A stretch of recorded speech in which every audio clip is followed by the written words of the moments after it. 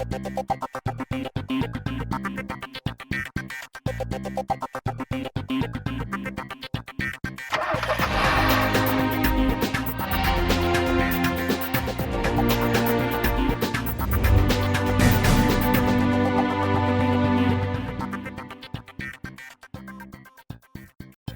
everyone, this is the Car and Bike Show. I am Siddharth Vinayak Partnkar.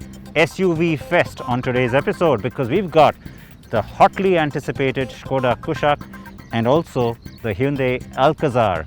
Yes, there's lots to be said about both these SUVs and I know you want to know all about them. Let's get straight into it. It's Ameya with the Kushaq first. We've waited to get out and experience the outdoors. Well, you know why. But there are some who have used this time to get handsome and muscular. No, it's not me. It's this guy. It's the Kushaq. Yes, it's muscular, it's handsome, and absolutely nothing that you would expect from a Skoda car. Now, if you see the front grille, the wing design, the Skoda wing design actually dominates the front.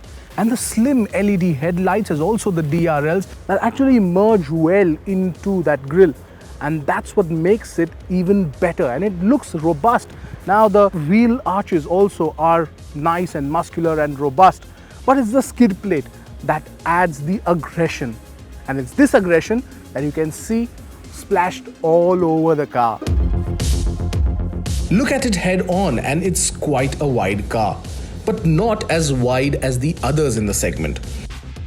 It's shorter, lower in terms of height, but still manages to have a ground clearance of 188 millimeters and best in class wheelbase. Move to the side and you see the design doesn't have many sharp lines, and it's all to keep the look simple yet ageless. There's a nice crease that runs along the side of the Kushaq, and that really adds to the muscle of the car.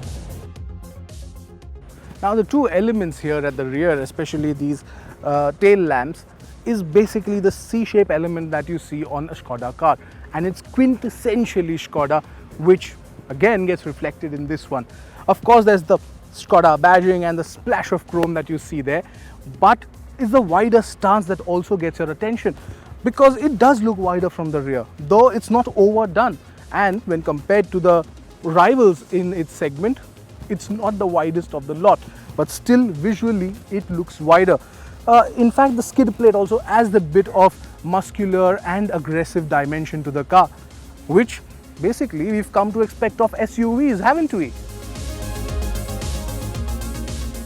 However, it's the crystalline elements on the car that make it, without a doubt, a Skoda. But enough about the design then.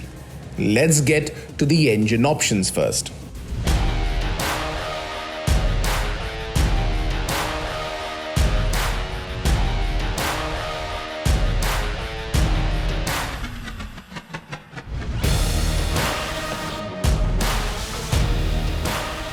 There are two petrol motors, the 1 litre and the 1.5 litre TSI. No diesel on offer. The 1 litre engine makes 113 bhp and 175 Nm of torque. But Skoda gave us just one version to drive. Now we've only got the 1.5 litre engine to drive. 1 litre. Skoda will hand it to us later, but for now it's just the 1.5 that we get. And it's a powerful machine, 148 bhp on offer, 250 Newton meters of torque from below 2000 RPM, and that means there's that initial push. Now even if you push the car, it actually gives you power till about 5000 RPM, where it stabilizes and then it just plateaus until 6000 RPM and then drops down. But till about 6000 RPM, you have decent amount of power at your disposal. And it's that 7-speed TSG gearbox that makes it all happen. You know, and even it reacts so quickly to all your inputs. In fact, even the paddle shifters, they just work so well. And each and every time you want that power, it just hands it to you. That's why the DSG is an absolute knockout.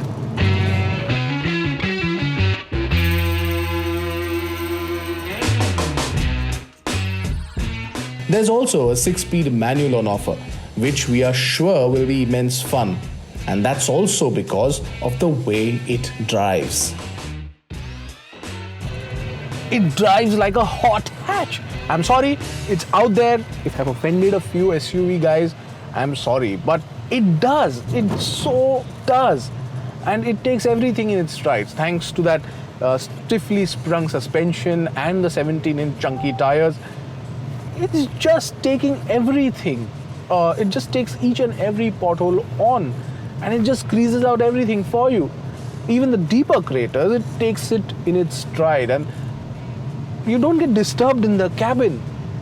And that is really good for a country like India.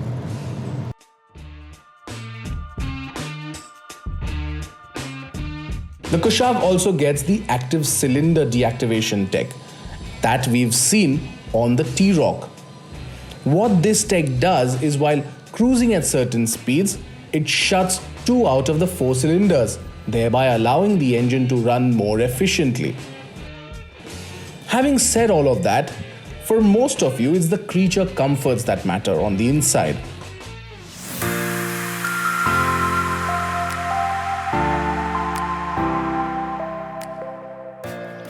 Now the dashboard is extremely uncluttered and there are minimal buttons, as you can see here, and all that is very intentional. Now you get a 10-inch touchscreen infotainment system. It gets wireless Apple CarPlay, Android Auto, and there are various functionalities. There's also the Skoda Connect that you get, that is that makes the Kushaq a connected car and gets those features as well. You have the nice climate control system, ventilated seats up front, you get a sunroof as well, and all that is, is good that the Skoda Kushaq gets that. But what we miss is the instrument cluster, the virtual instrument cluster, or the virtual cockpit from the Volkswagen Group. And we expect that because this is the top spec style variant that we have. And so looking at an analog dial actually, doesn't really suit it, is what I feel. It's clearly not a deal breaker, no way. But if it could have had that, well, it could have been great. With just 3 variants on offer, Active, Ambition and Style, the bigger displacement petrol engine is only available in the top spec Style variant. And we can definitely say there's a lot provided in terms of tech. You also get the Skoda Connect connected car feature, where you can check the car's real-time speed, track driving behavior, track your car, and of course add a geofence, so you know where the car is.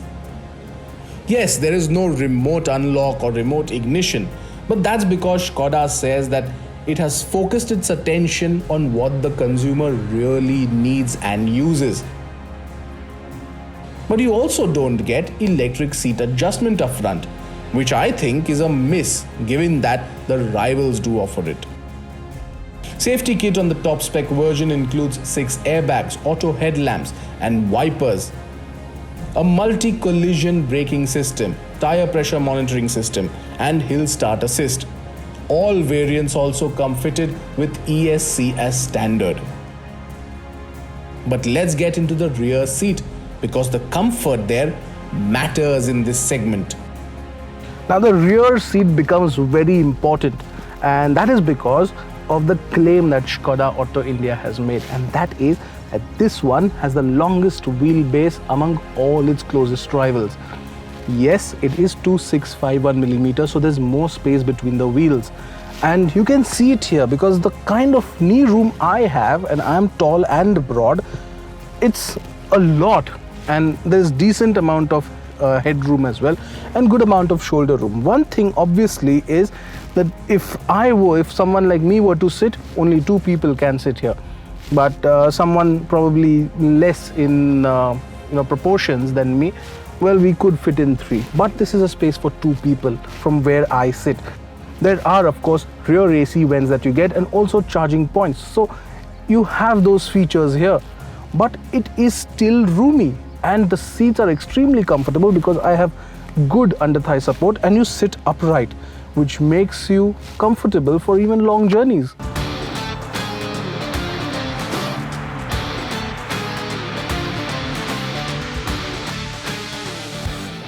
The Kushaq might be late to the compact SUV party, but Skoda has done its homework.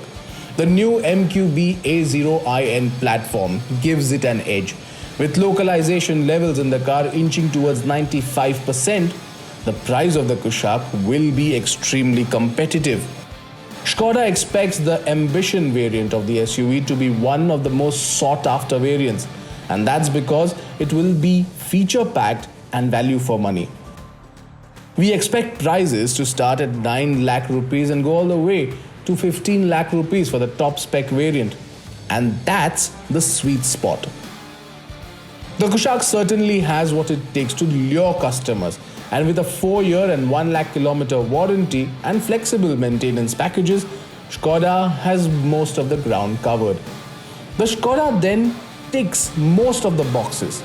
And yes, if priced right, will kick up a storm in the compact SUV segment.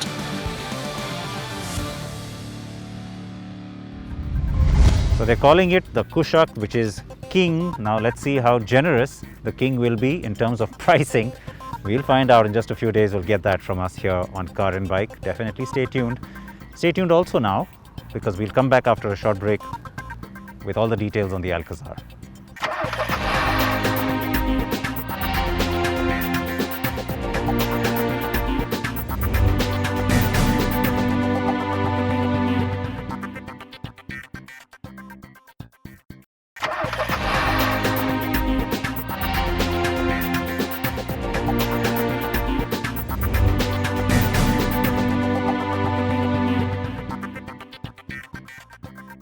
Welcome back.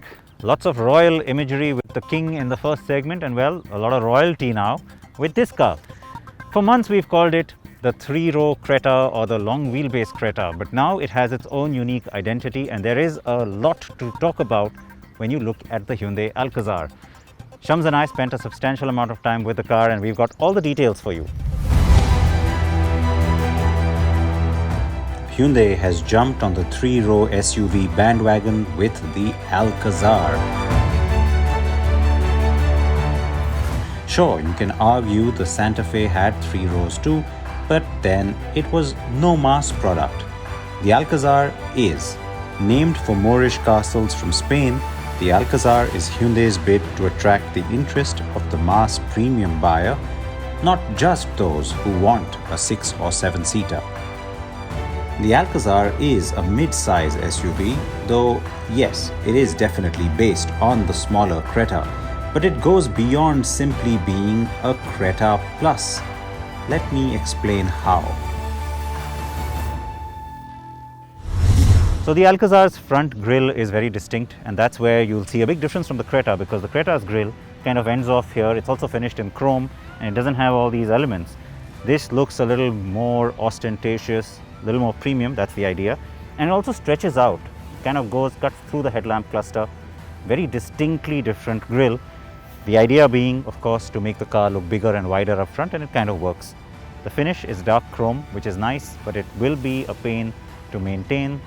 But I don't understand also why this giant Hyundai logo is also not finished in dark chrome. It would have looked better. Kind of clashes right now. All right, so everything else about the car will keep reminding you of the Creta, as we've said before. It's back here though that the section here is where it has its own distinct identity. You don't get this glass on the Creta. You don't get a sense of being bigger. You certainly feel that on the Alcazar, because don't forget, 200 millimeters longer than the Creta, and this part, the wheelbase, 150 millimeters longer. So that's substantial, because most other 3-row SUVs, well, they only grow in their bumpers or overhangs, not in the wheelbase, and that is a huge advantage on the inside. At the back, distinct taillight cluster does look more handsome, I think, than the one on the Creta, which looks unfinished. The Alcazar badging nice and big, and again in a dark chrome strip that makes the car look wider. The Alcazar also gets a running footboard, puddle lamps with the Hyundai logo, and very distinct 18-inch two-tone alloy wheels.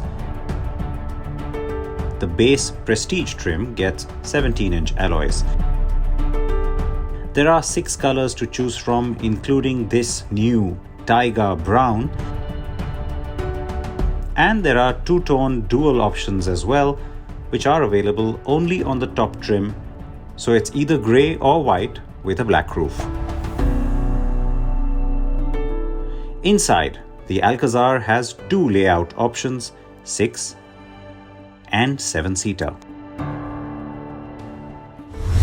What Siddharth has is the top spec signature trim of the Alcazar, but what I have here is the mid-spec platinum trim. That is only to show you just how well spec'd the lower trims of the Alcazar are in terms of features. So sample this. The platinum trim gets features like electric seat for the driver, a 10.25-inch instrument cluster with multiple displays, it is all digital, and you also get an 8-speaker Bose surround sound system. But that's not all. A lot of features also come as standard on the Alcazar. So even on the base Prestige trim, you get things like a 10.25-inch touchscreen infotainment system along with Hyundai's now famous BlueLink connected car tech. This nice looking dual tone cognac brown interior is also there as standard, along with wireless charger on the front row and on the second row for all the 6-seater variants. Along with that, ambient lighting 64 colors, and finally voice commands to open the sunroof are also standard. Hello BlueLink. Open sunroof. Opening the sunroof.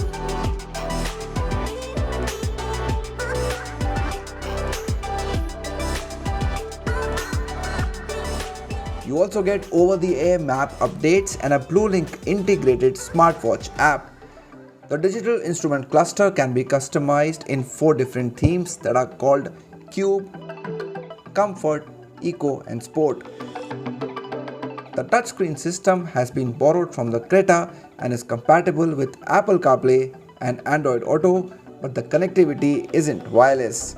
While front ventilated seats are only offered on the top trim, the air purifier and electric parking brake are absent only from the manual version of the base Prestige trim.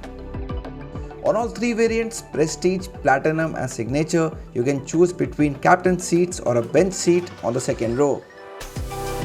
But if you want an automatic, well, then it's only a 6-seater variant you can have, barring the base diesel. In fact, the 7-seater is only available on some of the Prestige or Premium trim variants. So even Hyundai is anticipating higher sales for the 6-seater, it seems. Now to me, you don't need the 7 seats. Frankly, the 6-seater is more comfortable. Not only is this better than having the bench because you have captain seats, they are more comfortable, but you get a better sense of room as well. Little more under thigh support would have been nicer to feel a little better in terms of bolstering, but still a comfortable seat overall. You have this tray table that comes out. It's a little plasticky, but it has a slot for your tablet that you can rest. It's not for me, but many people do like to use things like that. Rear AC vents, of course, now goes without saying. You got a rear USB charging point, and then there's this whole console, which is a nice idea because it's different. It's certainly distinct as well, and you only, of course, get it on the 6-seater. 2 cup holders, a wireless charger in the top end, which is nice, and some storage room. But the placement is a little weird. It should have been placed a little bit further behind because for the most part, you're going to sit with the seat pushed backwards because you don't always have people sitting at the back. And in that case, you get nice leg room, but nothing to rest my elbow on because this is far too forward. So at least this top part maybe could have been sliding just to be able to have a little more comfort. But otherwise, when you have the seat pulled forward, yeah, this is pretty comfortable. And you also get that little sunshade for an extra premium little feel. Be it captain seats or bench seats, a one-touch tumble-down feature allows you relatively easy access to the third row. On the 7-seater version, the second row gets a 60-40 split seat. So here's the thing, just like most other SUVs in the segment, there isn't a lot of space here, and the thigh support also isn't great. but I can at least slide forward the second row seats to create more space for myself. And then there are a few more things that make it a little better in terms of spending time here. So one of them is adjustable headrests. Along with that, I can also recline my seats to make more space for myself. And the third row also comes with AC vents, cup holders, as well as 2 USB charging points. With the third row being utilized, the Alcazar offers a boot space of 180 liters. The last row can also be folded in a 50-50 split format to create more luggage room. With both seats down, you get a boot space of 579 liters. The Creta has 433 liters. Hyundai has differentiated the Creta and the Alcazar in one more very important aspect. The SUV gets both petrol and diesel engines, but the petrol heart has not been borrowed from the 5-seater Creta. Instead, it is the more powerful 2-liter petrol engine that churns out 157 bhp and 191 Nm of peak torque. It is available with both 6-speed manual and torque converter automatic, both giving a fuel efficiency of around 14.5 kilometers per liter. The manual does 0 to 100 speeds in 9.5 seconds. Now, if Hyundai really wanted to make this car nice and sporty and quick, it could have gone with a different turbo engine option, one that's larger than the current turbo family we are seeing here in India, because, well, it has bigger engines globally, but I guess it came down to a cost factor. The idea was to also make sure that the Alcazar was priced really well, so you know what, give them a bigger engine, but don't break the bank while doing it. I guess that's smart. Well, me personally, I'd have loved to see the 1.6 or 2.5 turbo on it. But I am not complaining too much, as this engine is also pretty good. Now, despite the increase in length, the car handles quite alright. In fact, the body roll hasn't gone up as I had expected. Yes, I got a sense of that on my first camouflage car drive, but today I'm really sort of being able to put the car through its paces. The engine, well, that is the big new thing, right? New for this family of cars, but the 2-liter engine family has been around for a while. We've seen it on the Elantra too. However, the new engine is new. It's a new engine because it's been updated severely. And you know what? It's the refinement that really comes through. It is very refined. It is something that you will find is a lot more responsive, a lot more energetic than the past. If you go back 5-10 years, Hyundai petrol engines, especially the larger displacement ones, they used to be raspy, they used to be a little bit unrefined, and you didn't always get great performance at higher RPMs. Not a problem on this one. The power delivery is good, and with the paddles you can also downshift quickly and get a good response from the motor. On all the automatic trims, Hyundai has added 3 drive modes: Comfort, Eco and Sport. And like on the Creta, you also have 3 traction control modes called Snow, Sand, Mud. And those are also standard on the automatic variants. On the petrol, the 6-seater version is available on all but the Platinum manual trim, while the 7-seater is only on Prestige and Platinum versions. While we have no crash test results on the Alcazar, it does get a lot of safety features as standard. Barring the surround view camera, side and curtain airbags, and front parking sensors, everything else is standard. This includes dual airbags, ISOFIX child seat mounts, tire pressure monitoring, reverse camera, rear parking sensors, and more. The Platinum and Signature trims also get the blind view monitor function that I love. Shams will tell you more about it. A really practical, safe and useful feature on the Alcazar is the blind view monitor. Now what they've done is they've installed 2 cameras on both the side view mirrors, and the moment you switch on your indicator, either left or right, the video footage from those cameras gets relayed onto your instrument cluster and shows what's coming from behind you on either side, either left or right.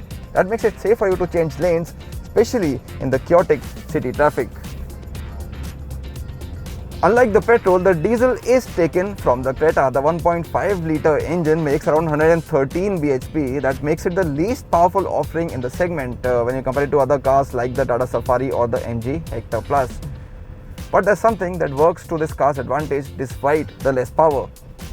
And that is the weight of this car. The Alcazar is significantly lighter than some of the cars I just mentioned, and that ensures that the power to weight ratio or even the torque to weight ratio is really good on this car.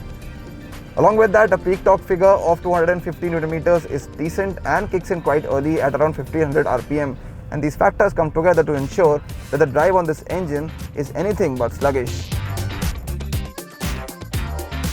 On the diesel though, while the Prestige and Platinum Auto and Signature get 6 seats, the remaining 3 lower variants get the 7-seater layout. The diesel also has the choice of 6-speed automatic and manual transmissions depending on the trim. I'm also quite impressed by the NVH levels on this diesel Alcazar. I've been driving it for a few hours now and the levels of insulation are quite good. It's been a fairly peaceful and silent drive on this car so far. And if you're looking for good fuel efficiency on the Alcazar, this is the only version you should be looking for, the diesel manual, because this is the only one that gives you an efficiency of more than 20 kilometers per litre.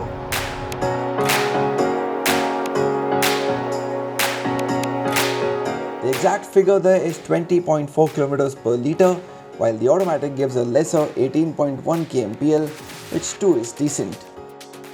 On to the prices now, and Hyundai has launched the Alcazar starting at 16,30,000 rupees ex-showroom for the base Prestige manual and goes up to 20,15,000 rupees for the signature diesel automatic dual tone. There are 13 trims in all, and yes, these prices are introductory. You can see prices of the immediate rivals for your reference, so while reasonably competitive, the Alcazar is not cheap. And don't forget, the Safari and the XUV 500 are diesel only. The latter will soon be replaced by the new XUV 700. Given Hyundai's reach and popularity, we still expect the Alcazar to fire for the Korean manufacturer.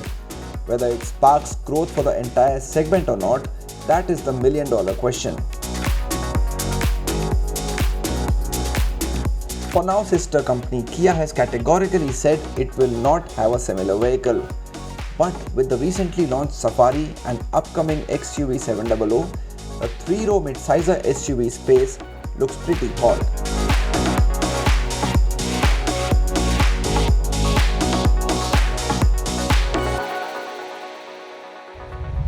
So the Kushaq and the Alcazar, two of the year's biggest, most important launches in this episode. Please react to both these cars. Anything else you'd like to tell us too? You know how you can get in touch with me at Sid Patankar on Twitter. All our detailed reviews and everything is on our YouTube channel. As always, that's youtube.com/carandbike, and you can read everything in detail on our website, carandbike.com. Okay, with all those 3 plugs out of the way, I will say goodbye. Definitely join me next week. Definitely wear your seatbelts or your helmets and your masks. Bye-bye.